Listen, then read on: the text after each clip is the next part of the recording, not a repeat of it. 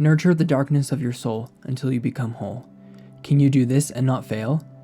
Can you focus your life breath until you become supple as a newborn child? While you cleanse your inner vision, will you be found without fault? Can you love people and lead them without forcing your will on them? When heaven gives and takes away, can you be content with the outcome? When you understand all things, can you take a step back from your own understanding? Giving birth and nourishing, making without possessing, expecting nothing in return, to grow yet not to control. This is the mysterious virtue. So last time we broke down chapter 10, and we spent so much time on the first few lines that we left a lot unsaid about the rest of the chapter. So this is going to be kind of a part 2 to chapter 10, because today I want to get into the rest of the chapter, but especially I want to touch on what I feel is sort of the main theme of the chapter, what I call inner softness. Chapter 10 gives several different examples of behavior or events that will result from this state of natural softness. We broke down the first one in the last video. The next example we encounter is in the next line. Focus your life breath until you become supple as a newborn child. This life breath comes from the word qi.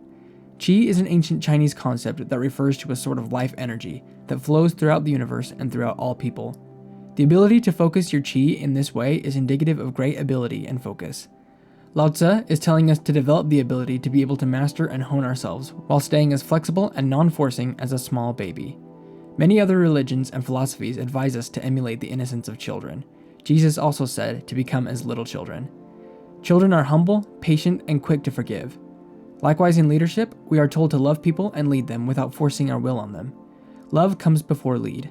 When we truly love someone, we take them as a part of ourselves. We conflate their best interests with our best interests. True love for someone is giving them what they need the most when they deserve it the least, at great personal cost if necessary. A master understands that leadership is not an opportunity for self-aggrandizement. His primary focus is on loving the people whom he leads. When circumstances do not go his way, he doesn't fret about them. He doesn't waste time or energy wishing they were something they are not. He allows things to be given to him and taken from him, knowing that this is the way of the universe, and allowing things to be as they are. As his understanding of all things grows, so does his openness to seeing things as they really are. This is in contrast to the archetypical scholar or pedant, which, as he learns more, increasingly begins to shove things into the little boxes that he has created for interpreting them. The scholar puts great emphasis on categorizing and naming things.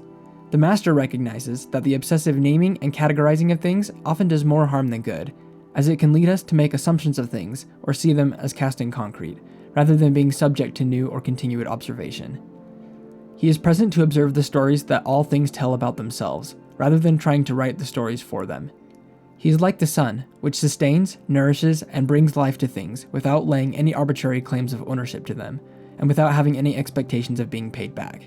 This is the virtue of inner softness, the quiet, present, open, pliable state in which the master resides, where he can freely observe and hear his or her intuition. We experience something like this when we meditate, or when we spend time alone in nature. Learning to reside in this state is one of the most important things we can do to lead happier lives, and to allow ourselves to become more in harmony with the Tao. If you guys have any questions about this, feel free to leave them in the comments or come into the Discord and ask.